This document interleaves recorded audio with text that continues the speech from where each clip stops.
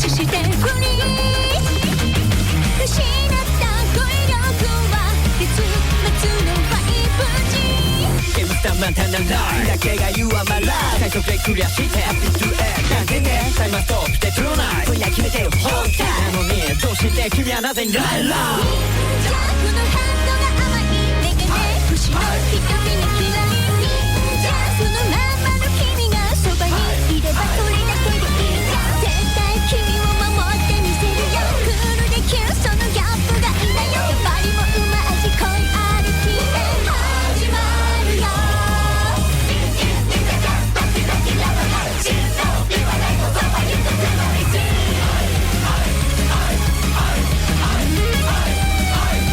壊れちゃいそういじらしくてブリーズちゃんとなしアドリブでリレーしない経験値ゲームオーバー僕の舵握り直しコンテステップバイステップ進化させて愛を信じて愛の二度に断線組んで輝く一瞬でとってなのに運動して君はなぜにライラージャックのハートが熱い暴走反応それともラジオにじゃあ湧き上がるパワー眩しい奇跡愛と呼んでるじゃん絶対君を離さないよスイアンキュー超居心地いいんだよバリもうま味恋ある日へ始まるよ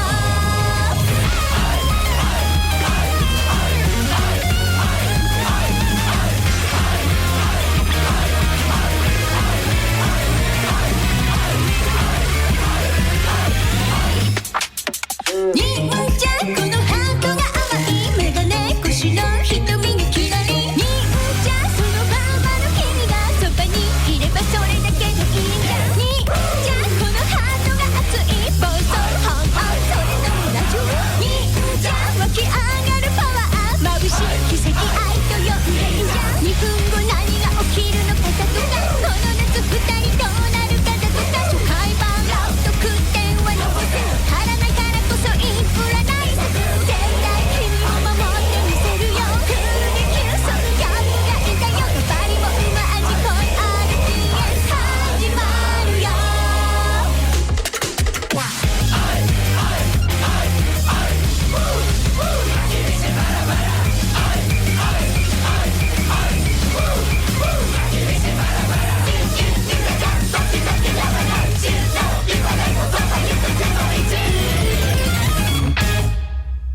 Muteki et Yokoso. Bienvenue à tous. Salut à tous. Salut à tous. On va monter un petit peu les Ouais. micros comme d'habitude. Comment ça va Monte, sur monte, Muteki? monte. Voilà. Ça va, on nous entend.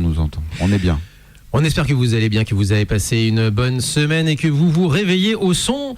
Eh bien, de la pop culture Bah là, si japonaise, vous étiez, là, pour le si coup. vous n'étiez pas réveillé, Si vous étiez là, pas réveillé. je pense que c'est fait. Là. C'était qui? C'était Shoko Nakagawa.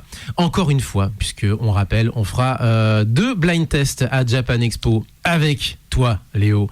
Après, je suis dispo parce que je suis dans le coin, mais Bon, a priori. tu sais, avec mes prérogatives de Epic, on Oui, sait pas. parce qu'on rappelle que Léo sera aussi sur la scène. Je serai pas loin, mais Tu seras aussi sur la grande scène Ah, Pierre, Ichigo. tu l'appelles. tu seras très bien débrouillé. Tu l'appelles avec un mégaphone. Léo Le petit Léo, il demandait. Le petit Léo, il demandait, il est sur la scène Kitsune. Donc, Shoko Nakagawa qui est en tête d'affiche, on le rappelle, du Anisong Festa. Ça approche, hein, Japan Expo. Et oui, À moi. Hein. ce sera la soirée du vendredi, donc à Japan Expo. Et avec qui était-elle en featuring? Eh bien, elle était en featuring avec des gars qu'on a rencontrés complètement par hasard sur le RER, sur le quai du RER, il y a une dizaine d'années avec Amélie. Oui, Amélie, la même Amélie que vous avez entendue à Tokyo depuis plusieurs années. Bah, à une époque, on faisait des interviews ensemble à Japan Expo. Elle faisait les traductions, évidemment, à la volée. Et c'était les Real Akiba Boys. Et ça fait très plaisir de les réentendre 10 ans plus tard. On les avait rencontrés complètement par hasard. On avait fait l'interview, eh bien, directement sur le quai de la gare du Parc des Expos, RER, Paris, etc., etc. Mais on reparlera de Japan Expo plus tard. On reparlera aussi d'Amélie plus tard, parce que la semaine prochaine, le week-end prochain, elle nous fait une activité essayage de kimono. Je ne vous dis que ça. Aujourd'hui, nous avons un invité. Et cet invité, il est ici, il est en face de moi. Et il va rapprocher le micro. Et c'est Jérémy Corsial, Chienpo. Bonjour, bienvenue. Bonjour. Bonjour. On t'avait déjà rencontré une première fois. Est-ce que tu t'entends pas? Si? Tu ne t'entends pas. Ah bon, bah on va arranger ça effectivement. Remets-le effectivement. Voilà, c'est très bien. On va essayer de. Bon, on arrangera ça. Ah si, c'est bon. Voilà, ça y est. Donc on t'avait rencontré une première fois lors d'une émission en direct à la FK Bar. Tu étais venu sur, je sais pas si c'est sur proposition d'un autre Jérémy, il me semble. Je ne sais plus comment ça s'était passé, mais tu étais venu nous voir complètement par hasard. C'est possible, je zone pas mal dans ce quartier, donc j'ai ouvert une porte et puis je me suis rendu compte qu'il y avait un truc pas mal qui se passait. Exactement. On rappelle donc Chienpo illustrateur, artiste multitalentueux, c'est-à-dire essentiellement illustrateur, mais il y a aussi d'autres choses, multimédia, j'ai envie de dire également, puisque dans le lot, il y a non seulement les illustrations telles qu'on pourrait les imaginer, mais également tout ce qui est peinture augmentée. C'est toi qui es à l'origine, par exemple, du flip paper, dans lequel on dessine son flipper et on y joue ensuite. Est-ce que tu peux nous expliquer un peu tous ces concepts assez, j'allais dire pluridisciplinaires, ça fait un petit peu technique dit comme ça, mais ces concepts, je trouve aussi très poétiques. Est-ce que tu peux nous en dire un petit peu plus ? Alors là, on plonge dans un grand magma, Oui. Parce que l'illustration, pour revenir au tout début, et le lien avec votre émission quand même, c'est que je suis quand même un geek de la première heure, inspiré par les mangas, les jeux vidéo, tout ça. Et le dessin, ça m'a toujours suivi, mais ça m'a jamais suffi non plus. Et comme tous les enfants, j'ai toujours rêvé de faire mes propres jeux vidéo. Donc je pense que je suis pas le seul à avoir dessiné des stages de jeux vidéo en imaginant qu'on pouvait y jouer. Faire des longues frises avec des sprites, tout ça, en se disant peut-être que je pourrais en faire un jeu vidéo, tout ça. C'est une pratique assez naturelle de faire ça. Tout le monde fait un peu ça. Alors, il y en a qui découpent des petits sprites de Mario, qui jouent dans un décor. J'ai un copain qui m'a même raconté qu'il avait fait une sorte de boîte avec une sorte de scroll qui se déroulait en papier et puis une petite manivelle. Et il s'était fait son jeu vidéo comme ça, peut-être à 10 ans. Voilà, donc c'est un truc assez commun, mais on oublie ça plus tard. Et moi, du coup, tout ça, j'ai dû faire ça. J'ai dû réussir à connecter toutes les pièces du puzzle vers peut-être 35 ans au final, où j'ai réussi à mélanger le jeu vidéo, le dessin, la musique que j'aimais bien, le côté un peu live painting aussi, tu vois, le fait de vouloir faire du graffiti et de pas oser aussi, c'est aussi un truc de gamin. Et tout ça c'est tout synthétisé d'un coup dans le flip paper. Et le flip paper, c'est donc une sorte de machine qui permet de dessiner son terrain de jeu vidéo en direct, en live painting, avec des feutres, avec des gens, en collaboration, tout ça. Est-ce que c'est toi aussi qui t'étais occupé, par exemple, des flippers qui étaient en mapping sur les bâtiments ? Tu y étais pour quelque chose ou pas, toi ? Non, c'est pas mon projet, mais Non. j'ai des projets qui peuvent ressembler un petit peu à ça. Et en complément de ça, tu étais venu à l'AFK, je me souviens donc pour cette émission en live, en public. C'était d'ailleurs une émission anniversaire, c'était en septembre dernier. Tu étais venu avec un flyer à plier. Et tu nous avais raconté l'histoire de ce flyer à plier, puisqu'à l'époque de la pandémie, on ne pouvait pas aussi facilement que maintenant, toute proportion gardée bien sûr, aller au Japon, en tout cas se rendre au Japon. Et c'était ça, il me semble, si je me souviens bien, le début de cette histoire. Ouais, exactement. Donc ça, c'était un projet de conférence que j'ai fait avec une amie japonaise de très très longue date qui est commissaire d'exposition. Et donc on a fait une série de conférences sur l'art et le jeu vidéo. Alors toujours sur des approches un peu originales. On avait commencé par faire l'histoire croisée du jeu vidéo et du skate, qui sont tous les deux nés dans les années 50, et vraiment comprendre l'essence du côté ludique et de qu'est-ce que c'était qu'un jeu. Au départ, les jeux vidéo, c'était créé par des hackers, des gens qui jouaient, qui faisaient pas que jouer, mais qui jouaient à créer. Et donc, c'était à la fois les concepteurs et les créateurs. Et ensuite, on a continué ces conférences et moi, j'ai fait un résumé donc, qui est un avion en papier. Il est là, si vous le voulez. Enfin, une bande dessinée qui peut se plier en avion en papier. Voilà. En gros. Et qui permet donc qui se diffuse, qui se donne à tout le monde comme ça. Donc ça permet de voyager un petit peu dans le... Et c'est le cas. Alors vous ne nous regardez pas effectivement puisqu'il n'y a pas de Twitch ce matin. On fait des gros bisous évidemment à Elias qui d'habitude s'occupe de la liaison vidéo, mais voilà, tu viens de nous passer ces fameux flyers ici en studio et ils sont encore une fois très très poétiques et c'est à chaque fois le mot qui revient quand je pense à ce que tu nous avais présenté ce jour-là. Est-ce que tu peux nous décrire un petit peu, alors forcément c'est de la radio, on est obligé de décrire ça par des mots, mais est-ce que tu peux nous décrire un petit peu ce qu'il y a sur ces... Alors j'ai l'habitude de le faire parce que souvent comme il y a beaucoup d'infos en même temps, en gros c'est une bande dessinée format A4 recto verso qu'on a devant les yeux et donc imaginez une feuille de papier A4 qu'on aurait pliée en avion papier et puis dépliée, donc il y a les triangles, des pliures, différentes zones et donc j'ai dessiné la BD dans ces zones là en fait, de manière à ce que quand on la plie chaque case corresponde aux pliures et donc il y a toujours un côté symétrique qui m'a permis de faire la traduction en japonais d'un côté, en anglais de l'autre. Donc c'est un miroir la BD, on a fait super kaléidoscopique. Et on peut la lire dans un ordre relativement logique, même si forcément c'est pas carré, c'est pas évident. Et donc je vais vous raconter ce qui se passe dans cette bande dessinée. Donc là on va prendre l'épisode 1 ou l'épisode 2 ? Qu'est-ce que vous préférez ? Quel est l'épisode 1 d'ailleurs ? L'épisode 1 c'est celui que vous avez déjà eu, c'est celui qui est jaune et noir. Celui qui est jaune et noir, voilà. On commence par celui-là ? Ok, c'est marqué Game is a play with rules par exemple, voilà. etc. Alors celui-ci, il matérialise un peu la rencontre avec un chercheur japonais qui est quand même qui a fait une thèse en musicologie puis en histoire du jeu vidéo et qui enseigne à l'université de Tokyo, Todai quand même, c'est pas rien. La plus grosse. Voilà. Et c'est un petit professeur japonais avec sa petite veste trop serrée là, qui s'excite comme une puce à raconter ses trucs, il est génial. Et lui, il a beaucoup bossé sur les pratiques alternatives du jeu vidéo, le hack, et tout simplement les gens qui jouent à Mario avec leurs pieds, qui font des vidéos YouTube, enfin ce genre de trucs-là. Ouais. Et donc il théorise ça. À côté de ça, il théorise les pratiques alternatives du jeu vidéo. Et donc lui, il a fait une conférence là-dessus. Et moi, ensuite, j'ai parlé de ce que je faisais, qui est un peu une version, on va dire, concrète, pratique. Moi, j'ai fait des essais, j'ai pensé un petit peu aux mêmes choses, juste que je l'ai fait avec mes mains et ma pâte à modeler. Et voilà, j'ai fait mes installs dont je vous ai parlé tout à l'heure, les jeux vidéo à dessiner, tout ça. Et donc, suite à cette rencontre, donc on a fait divers objets, donc ce petit flyer. Donc, qu'est-ce qu'il raconte ? Là, il joue à la Game Boy, il est dans son avion, et puis il joue à une sorte de Pac-Man, donc il y a un fantôme à lunettes, c'est mon personnage Gozub, et qui lui dit « Hey, Dr Hiroshi, mais what is a game ?» Et donc lui, il reprend une définition très très basique du jeu, parce que c'est assez scientifique son truc, il dit « Game is a play with rules ». Donc le jeu, en fait, c'est un amusement qui est encadré dans des règles, en fait, hein.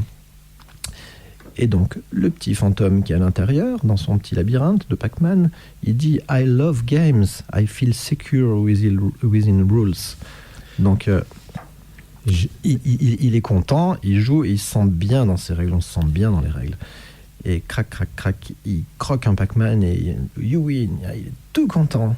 C'est super, comme les gens qui jouent à des jeux. Et on tourne la page. Tant qu'on gagne, évidemment. Tant qu'on gagne, c'est cool. Il tourne la page. Et puis là, tu le vois tout déprimé, et il dit « Mais des fois, je me sens si déprimé. » Alors, il regarde dans un petit trou dans le mur du labyrinthe, et il dit « Parfois, je ne peux pas m'empêcher qu'il y a un monde à l'extérieur de ce labyrinthe. » Et alors, le professeur Hiroshi, qui est quand même aussi un peu philosophe, il lui dit « Mais non, Gozub, c'est normal, tu n'es pas un bot comme les autres. Tu devrais jouer aux metagames. » Et donc là, il lui montre sa théorie, il se met juste à l'envers dans son siège, avec sa Game Boy à l'envers, et puis il commence à jouer, et puis le petit fantôme qui est à l'intérieur, renversé dans son écran, il tourne dans tous les sens, il tourne de l'œil, il se casse la tête, et crac, il casse l'écran, et il sort de la Game Boy. Et donc le revoilà dans le monde réel où je suis, voilà, donc il passe un step, il passe du cadre du jeu vidéo au monde réel, c'est déjà pas mal. Et puis voilà, le début un peu de l'aventure. Ok. Et dans le lot, on a Tennis for Two notamment. On a aussi le fait que c'est considéré effectivement comme le premier jeu vidéo. C'est vrai que c'est un grand débat. Voilà. Et donc c'est une affaire, effectivement, une histoire j'imagine à suivre, non? Peut-être. Ou Ouais, elle est- ouais, complètement. Le prochain épisode, ça sera sur un vieil ami qui a monté un musée du jeu vidéo à Tallinn en Estonie, Level Up Museum. Oui, Donc, le ce sera- Level Up Museum, effectivement, tout à fait. Voilà. Et il y a des gens qui y sont allés. J'ai pu voir quelques photos, en effet. Beaucoup de en tout cas pas mal de musées du jeu vidéo qui se sont développés ces dernières années. On va peut-être faire une petite interlude musicale. Qu'en pensez-vous? Avec peut-être une de tes sélections. Toi, tu es venu avec plusieurs pistes musicales. Alors après, à voir si si on aura le temps de tout passer, bien entendu, effectivement. Mais aussi à voir ce qui te plairait là dans ce qui pourrait faire suite à ce qu'on vient de dire, à ce que tu viens de raconter. Qu'est-ce qu'on pourrait mettre? On pourrait mettre Alors, un truc un peu plus ouais, chill, hein, quand même. Une petite musique d'ascenseur, ça serait pas mal. 5 AM, c'est ça? 5 AM in Tokyo? Non, ce serait quoi? Parfait. Voilà. Magnifique. Par exemple. Eh bien, je vais essayer de lancer. Ça, il me semble que c'est un DJ de Toronto, mais je trouvais ça chouette quand même, parce que le Japon, ça nous inspire tous partout, et ce qui est chouette, c'est la... Oh, ça a commencé assez fort. Est-ce que tu voudrais qu'on enchaîne sur une... Parce qu'elle fait 1:18. Est-ce que tu voudrais qu'on enchaîne sur l'autre, par exemple, celle que tu m'avais proposée, Susumu Yokota, Anima Mundi, par exemple, ou On mettra plutôt après. On mettra plutôt après. Parce qu'on va les enchaîner. On va en enchaîner deux, en fait, en réalité. Ok, Tu mettras le jingle et puis. Et je vais mettre un jingle, et puis après, let's go, quoi. Alors, je vais les préparer toutes les deux. On est ensemble sur Muteki à Chienpo aujourd'hui, avec une ambiance très chill ce matin. 04 78 39 18 15 pour nous appeler. www.facebook.com/Muteki-Canu, Et voilà. pardon. Et idem pour X. Et vous pouvez le retrouver sur muteki-radio.fr et sur les réseaux sociaux, évidemment. On a commencé avec du très très Genki, mais là on va se poser puisque on vient d'écouter une belle histoire et 5 AM in Kyoto, c'est ce qui vous attend. Astro Mega, c'est le nom de l'artiste, donc artiste de Toronto. Oui, c'est ça.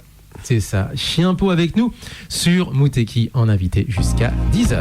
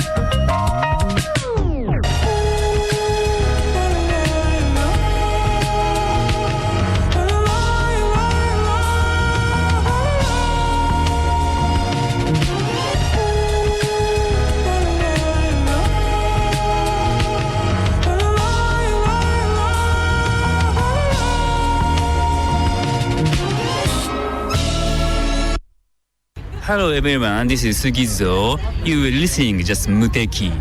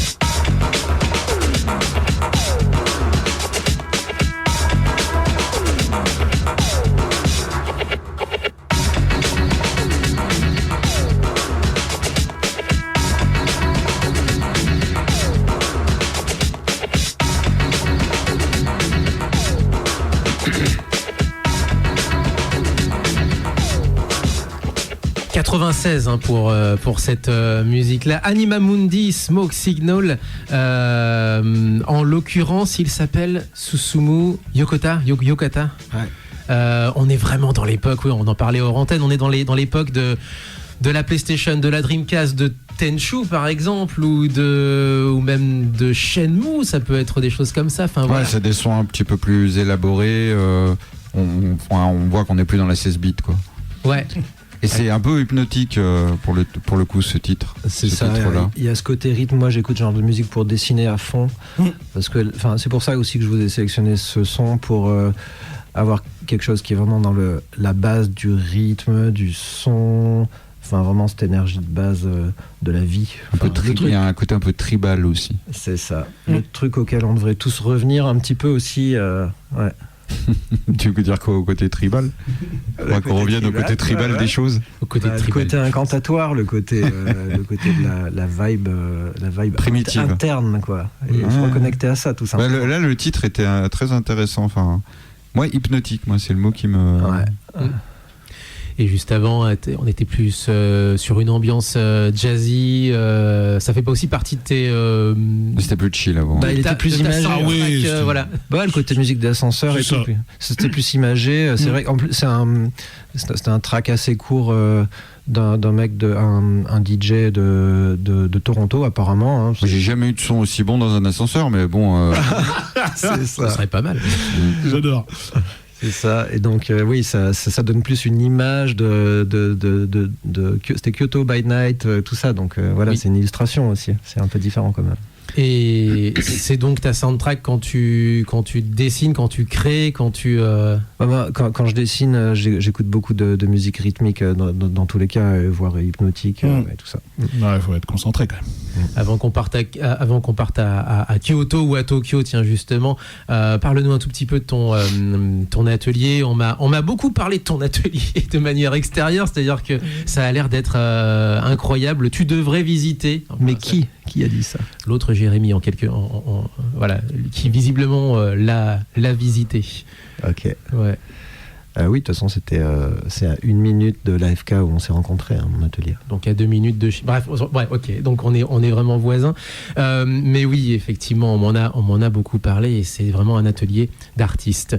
On va aller du côté du Japon, puisque juste avant la pause musicale, tu nous as parlé de voyage, tu nous as raconté une belle histoire. Évidemment, tu es allé au Japon. Qu'est-ce que tu retiens de ces allers-retours dans l'archipel? Qu'est-ce qui reste au fil du temps? Je m'en suis quand même jamais lassé. On va dire qu'en 2018, j'ai été retourné pour une expo à l'Institut français, okay. Dans un festival d'art numérique. Et j'ai collaboré avec un mec qui s'appelle Xavier Girard et qui faisait aussi des émissions de radio autour du jeu vidéo, de la musique chiptunes et tout ça. Et là, il avait été commissaire d'exposition pour une expo de jeux vidéo indé en mode très très pixel, très très punk. Et moi, je devais faire la scéno pour ça. Et on a créé une scéno qui s'appelait le Cosmushi. Donc c'était le ver de l'espace. Donc une espèce de grand vaisseau spatial train avec des pièces à l'intérieur desquelles il y avait des jeux vidéo comme ça. Donc une petite scénarisation, une dizaine de jeux à tester. C'était vraiment super, super chouette. Comment... On pourrait en parler pendant des heures de ces émulations qui se créent entre France et Japon. Mais comment ça se crée? Est-ce qu'il y a une étincelle, toi, qui a fait que tu as rencontré quelqu'un, qui t'a ensuite fait rencontrer quelqu'un, etc., etc. Alors, super bonne question, parce que moi, la toute première fois, c'était quand j'avais 14 ans, j'ai un copain qui était au Lions Club, je crois, et qui avait une correspondante japonaise. Ah oui. Donc on allait au parc d'attractions ensemble, tout ça, voilà, c'était chouette. C'est quand je commençais à apprendre un peu de japonais. Et puis après, quand j'étais à la fac de japonais à Grenoble, dans l'intercours, il y a des japonais qui m'avaient dit « Mais t'as qu'à venir cet été, t'as qu'à venir !» Et puis ils sont vraiment c'était facile aussi. C'était à quelle époque ça? 1998. Non, 19.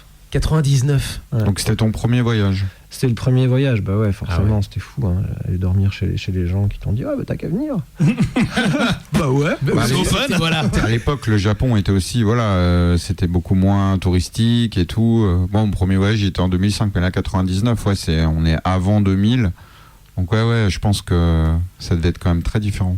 C'est vrai que c'était magique. Hein. Mm.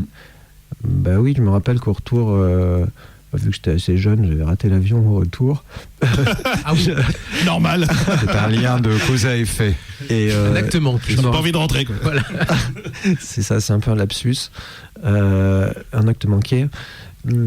Mais c'est vrai que maintenant j'y repense, quand j'ai raté l'avion, je me rappelle pas avoir pris mon téléphone pour appeler quiconque, vu qu'il y en avait pas. Ouais. Exactement. J'avais dormi dans un temple en périphérie de l'aéroport Narita. Mais non. Si. Dans Narita. ouais. Alors Dans- ça, dans le jardin typiquement, d'un temple. par exemple, je sais pas si c'est encore possible maintenant, quoi, tu vois. Je pense t'aurais peut-être plus de problèmes à le faire maintenant.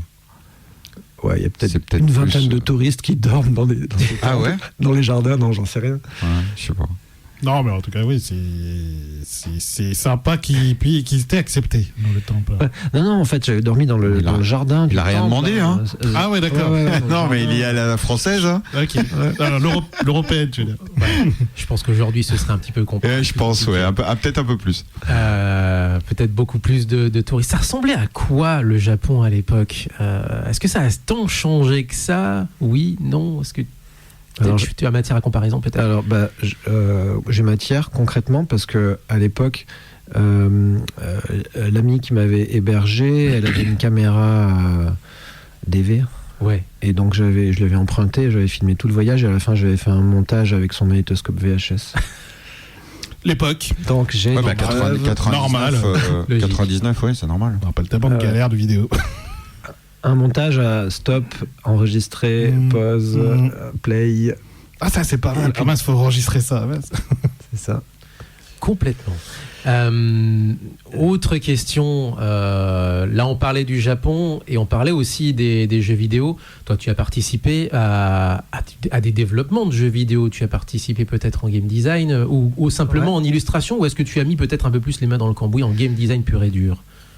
Oui, si, j'ai tout sauf le code. Enfin, Tout après, sauf le code, voilà. Le code, des fois, alors, vu qu'il y a beaucoup de choses que je fais à distance, je tape du code sous les ordres du codeur qui peut pas partager son écran. Enfin, il peut partager son écran, mais pas le clavier. Voilà. Donc, voilà, j'ai quand même des petites notions. Je bricole des trucs, je mets les mains dedans, mais je sais pas taper de code. Ah, après, j'ai fait des petites leçons pour coder un Pong sur Processing. Je sais pas si vous connaissez Processing. C'est un logiciel fait par le MIT qui est très graphique, avec beaucoup de tutos, tout ça. Voilà. Ok. Où on tape le code, tac, à la main, quoi. À la main, à l'ancienne quoi. Alors, jeux vidéo en France et au Japon aussi?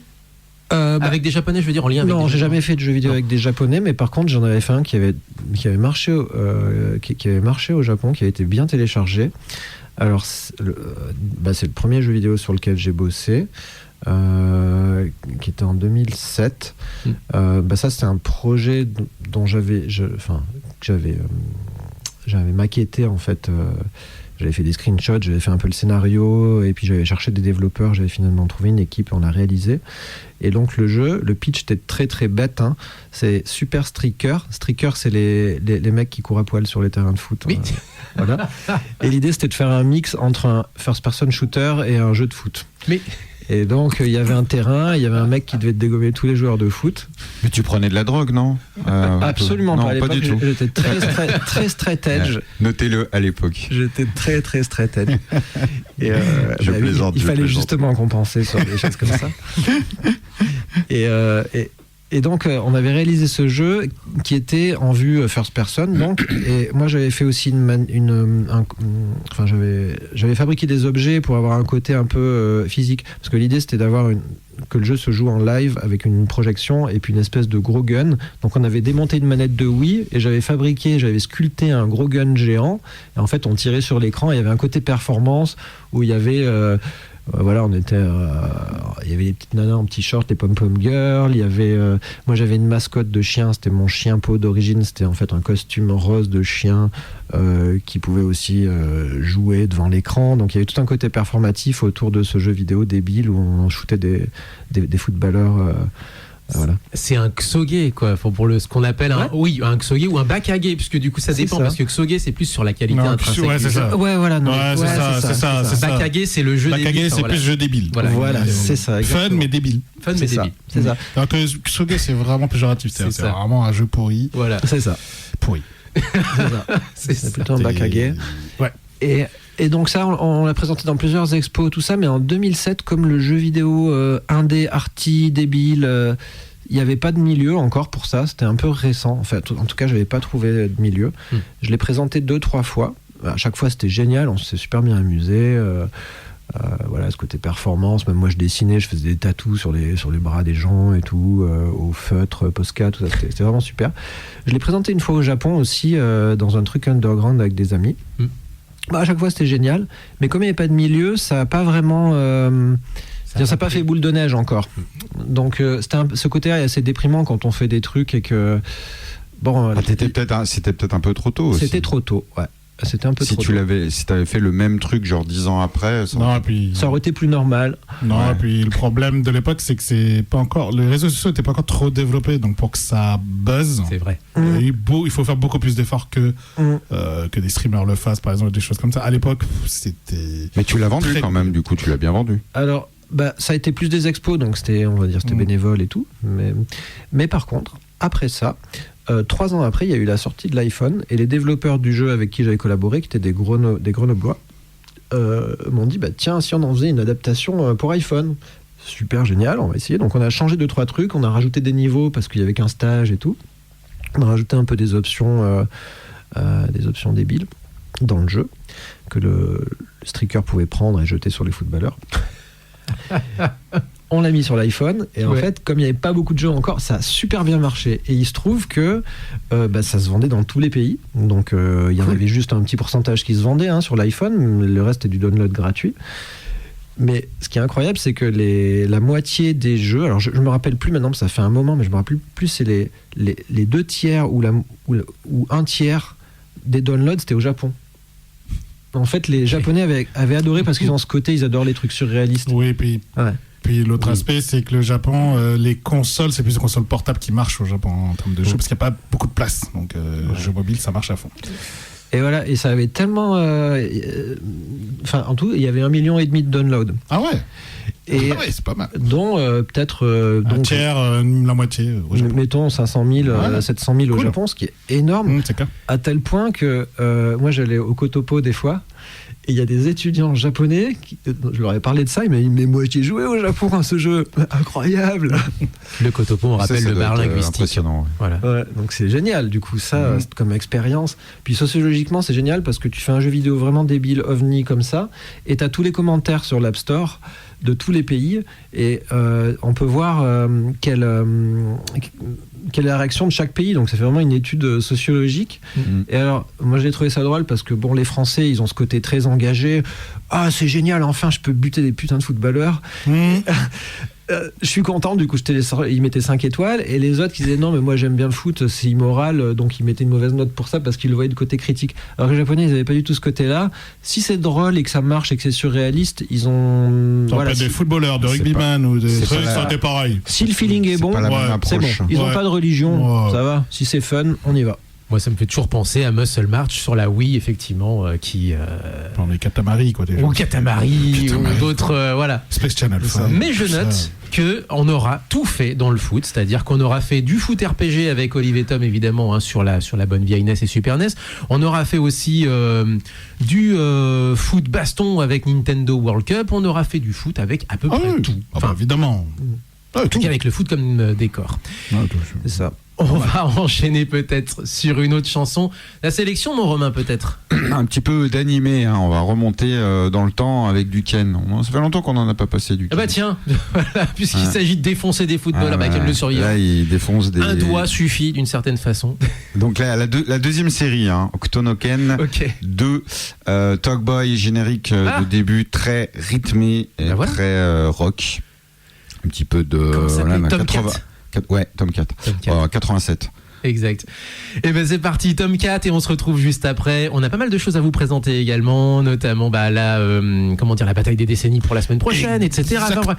Voilà. Exactement. La bataille des décennies avec un thème de printemps, mais qui se finit.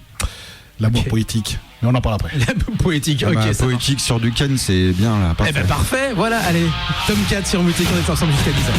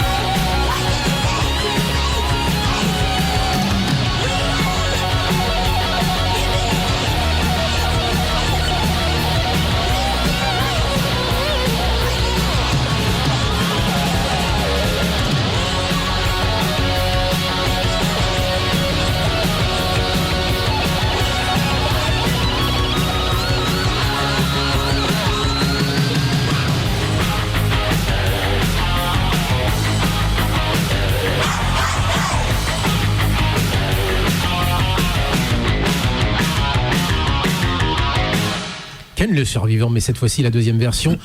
Deuxième Top série, 4. ouais. La deuxième série, oui, j'ai dit quoi? La deuxième version? Ouais. Oh, bref. Oui, c'est beau. Non, mais c'est n'importe quoi. Deuxième Bref. série 87. J'étais en train de faire 3 choses à la fois et notamment de caler mes news. Et puisqu'on parle des news, on en a une qu'on a oubliée la semaine dernière en préambule. Eh bien, c'est Amélie. On a beaucoup parlé d'Amélie dans cette émission, notamment en début d'émission. Eh bien, il se trouve que Amélie, elle, en son nom à elle, et pas au nom de Mouteki, mais en son nom à elle, elle va se lancer dans une activité essayage de kimono, 8 € sur réservation. Ça se passe à Annecy, à la librairie 9e quai.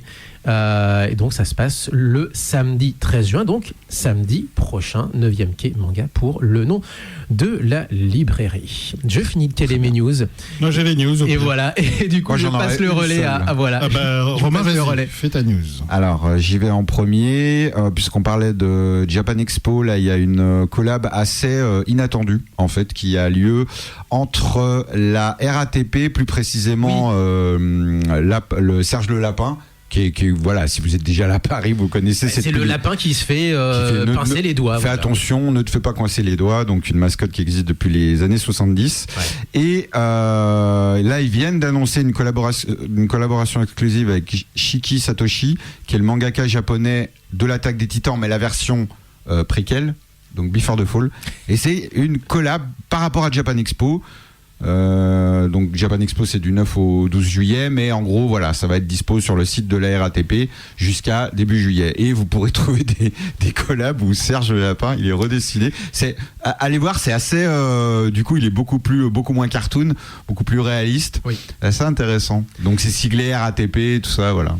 C'est assez fun quoi. Ça a été annoncé effectivement mercredi lors de la conférence de presse générale de Japan Expo. L'année dernière on y était, mais là j'étais à Grenoble, puisqu'on parlait on parlait de Grenoble, je n'étais pas à Paris pour C'est rigolo comme collab quand même. Ouais. C'est Enfin, je veux dire, c'est cocasse.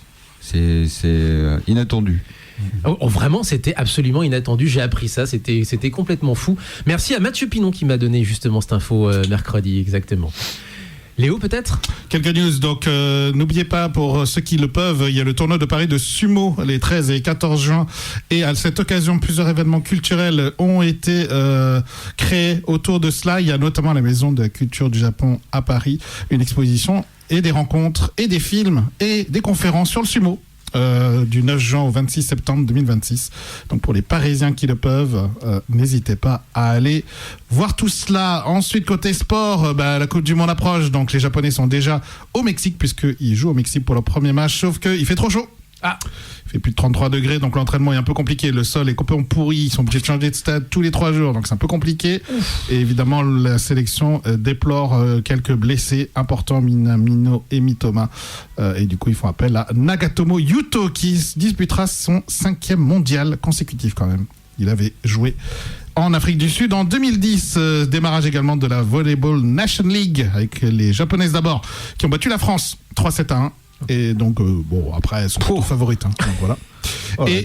Et ensuite, baseball. Je vous parlerai pas d'Otani, mais je vous parlerai plutôt de le Koryusen, avec juste un truc important avec les Chunichi Dragons, qui ont fait quelque chose d'assez incroyable, puisqu'il y a la période du Koryusen, et ils ont fait 4 matchs, 4 victoires. Pas mal. 0 défaite. Donc, pas mal du tout. Et enfin, sans parler de sport, hier, il y a eu les Summer Game Festival. Et il y a eu 2 news qui m'ont marqué. Le premier, c'est il y aura un jeu vidéo Gundam nouveau, mais alors qui est ultra occidentalisé. Ok. On ne sait pas trop quoi en penser. Qu'est-ce Mais qu'on en tout entend cas, par les images- occidentalisé? quand tu vois le trailer au début, j'ai fait, on dirait du MechWarrior. Puis après, il te dit c'est Gundam. Je fais, d'accord. Très bien. Et ensuite, évidemment, la grosse annonce, c'est Final Fantasy VII. Et le titre de la 3e partie a été révélé. C'est Révélation. Donc Final Fantasy VII Revelation. En japonais, ça fait Liberation, ce qui donne un jeu de mots.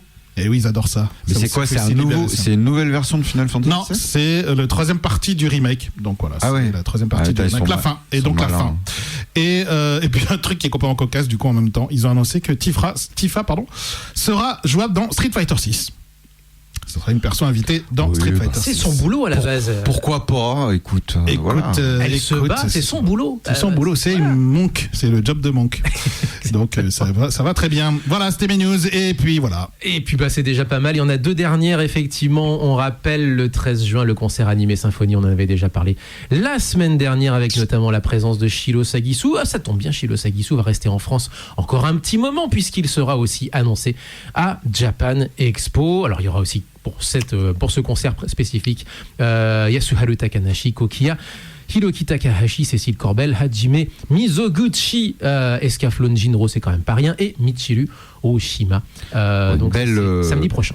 Belle sélection, hein. À Paris, au Palais des Congrès. Et puis le 19 juin, le concert des animés à Tarare avec Jean-Paul Césari et Jean-Marc Anthony Cabella. Jean-Paul Césari, évidemment, Nicky Larson. Et alors l'Académie des Ninjas, Conan, etc. On les salue. Et Jean-Marc Anthony Cabella, évidemment, le générique inoubliable de Pokémon.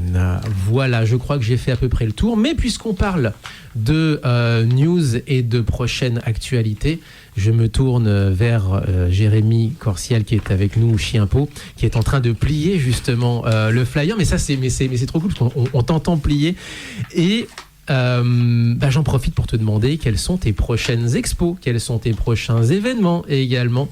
Mais je te laisse d'abord peut-être finir de plier le petit avion. Ah voilà, il est vraiment très joli en plus de ça. Et attention, c'est bon, je l'ai attrapé. Un avion qui va bien, ça. Arrivé à destination. Ouais. Arrivé à destination. Donc quels sont tes prochains événements? Alors la prochaine destination, là, je vais faire un petit break cet été.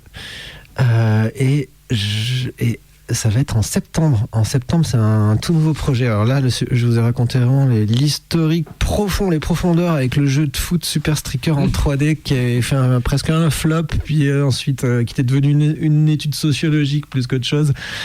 Mais là, maintenant, on est dans le futur, là, déjà.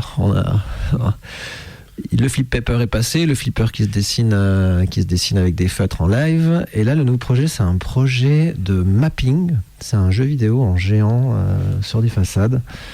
Là, je sais pas si je dois trop dévoiler la technologie du truc. Oh, il existe déjà, il est déjà présenté, mais voilà. C'est des projets de longue haleine. Et puis comme c'est tout super DIY, autofinancé, indé, tout ça, ça met du temps. Et donc, c'est un jeu où techniquement, j'utilise des lasers que je détourne. Ouais. Des lasers de boîte de nuit. Donc, ça fait un effet très néon, très flashy, comme j'aime bien. Et ce qui est bien, c'est que c'est léger. En même temps, c'est très puissant. Ça consomme peu d'énergie. Et on peut mapper des façades très grandes. J'avais le souvenir au festival Peinture Fraîche, festival de street art à Lyon, ou en tout cas dans la région lyonnaise. Ok. Tu l'as peut-être vu là-bas ?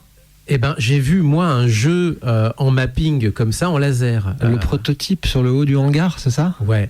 Ouais, mais c'est ça. C'était ça, alors. Avec une manette dans un bidon ? Oui. Ouais, oui, tout à fait. C'est ça. C'était celui-là. C'est ça. Ok. C'est ça, un bidon. C'était une poubelle en métal que j'avais retournée et j'ai incrusté une manette dedans, d'arcade. Un style d'arcade. Et voilà. C'est original. Donc c'est ça le projet en ce moment. Voilà, et on pouvait jouer sur le haut du hangar, sur les tôles ondulées à bien 10 mètres de haut. Voilà.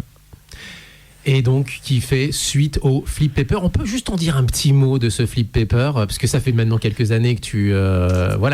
Ça fait 11 ans en fait. 11 ans, voilà. Tourne. Je dis que c'est mon vaisseau spatial un peu, il m'a amené un peu partout.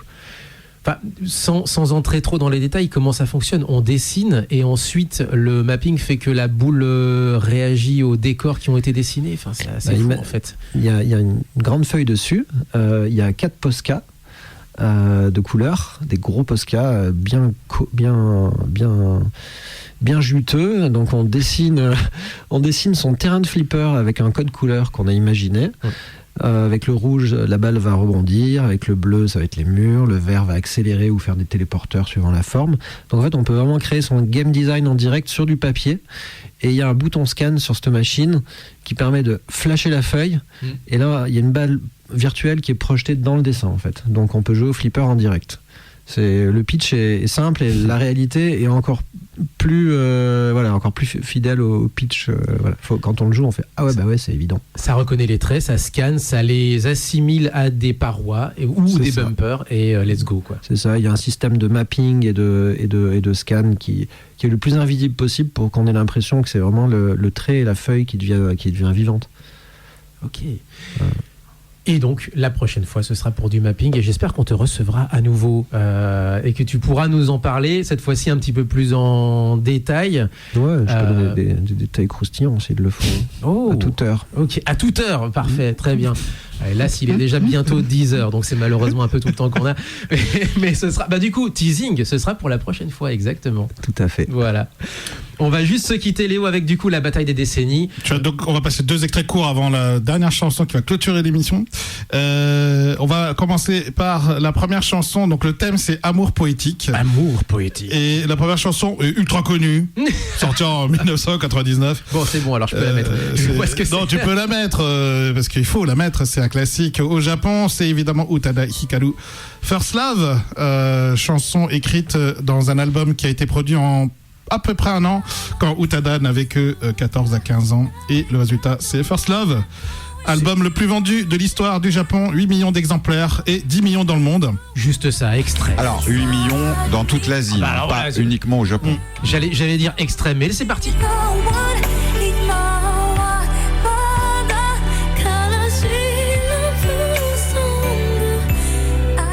Ah oui, Et la légende. single le plus vendu de l'année en question. Globalement, oui. Exactement, et ça a eu un regain d'intérêt mondial en 2022 avec la série Netflix, First Love, évidemment, inspirée par ce titre.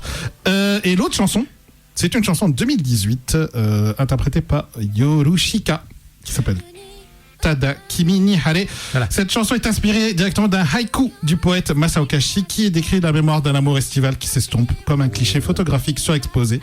Et ce qui rend Yorushika unique, c'est qu'on ne connaît pas l'identité des deux artistes, du duo, qui font donc partie de la philosophie un peu de Ado et de tout ça, c'est-à-dire de ne pas se mettre en avant Ado, en Tsuyu, termes de Zutomayo, visage. Voilà, de ne exactement. pas mettre en avant leur visage Et de rester peinard. et de rester peinard. Bah, oui et non, c'est-à-dire qu'ils se font. Enfin, je veux dire, il y a forcément beaucoup de monde qui cherche à savoir. Oui, mais qui ils sont, mais ça fait plus de buzz et toi t'es plus et tranquille. ben voilà, parfait, c'est doublement gagnant. Allez, extrait.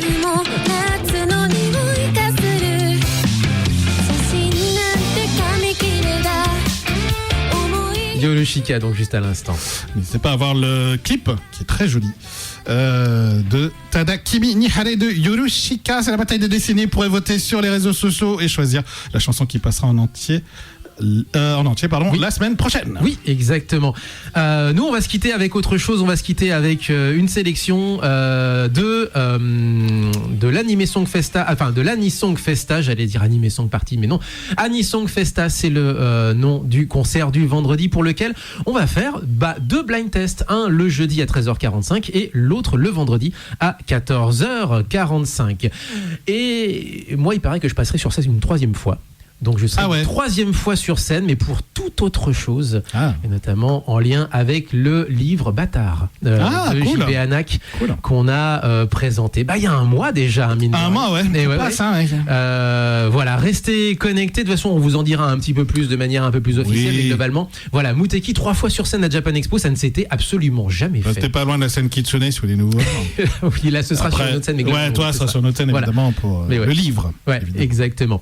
Mais en attendant, on va déjà se quitter avec effectivement cette autre chanson. On a parlé déjà de Shoko Nakagawa 2 fois. On a parlé de Yama 1 fois. On n'avait pas encore présenté, enfin si, on l'avait fait 1 fois, mais là on va le refaire pour l'occasion. Koshuni. On va parler du duo Koshuni qui était en featuring alors avec Hyde de l'Arc-en-Ciel. Tendez l'oreille puisqu'il est en réalité en chœur sur le refrain de cette chanson. Mais rassurez-vous, il a aussi sa version à lui. La chanson s'appelle Macy. Donc vous avez la version de Koshuni avec Hyde en chœur sur le refrain et la version Hyde, je suppose, avec Koshuni en chœur sur le refrain. Ce serait plutôt fair play. Voilà, tiré donc du... ça fait qu'il fait partie du grand retour de Black Butler notamment. Et la chanson, eh bien, elle est à découvrir ici sur Muteki si vous ne la connaissez pas encore. On te remercie énormément, Chienpo. Et on va te dire à la prochaine fois, puisque merci beaucoup. Pas la première fois. Voilà. À la prochaine fois. À la prochaine fois. Et nous, on se quitte avec ceci, Macy Hyde. Macy featuring Hyde Koshuni sur Muteki. Portez-vous bien. Et le son japonais, Jamata. Et passez un excellent week-end. Jamatane. 「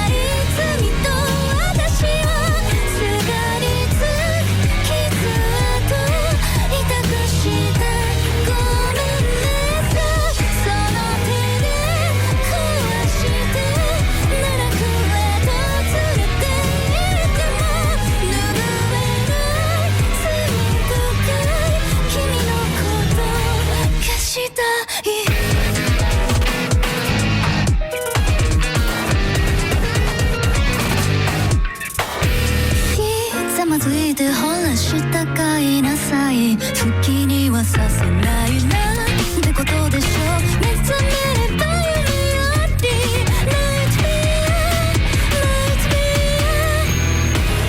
さあその手で壊してちぎれない罪と私は二度とも戻れない不条理な目覚めねさその手で壊して奈落へと連れて行っても忘れないまたいたい君のこと消したいバララララ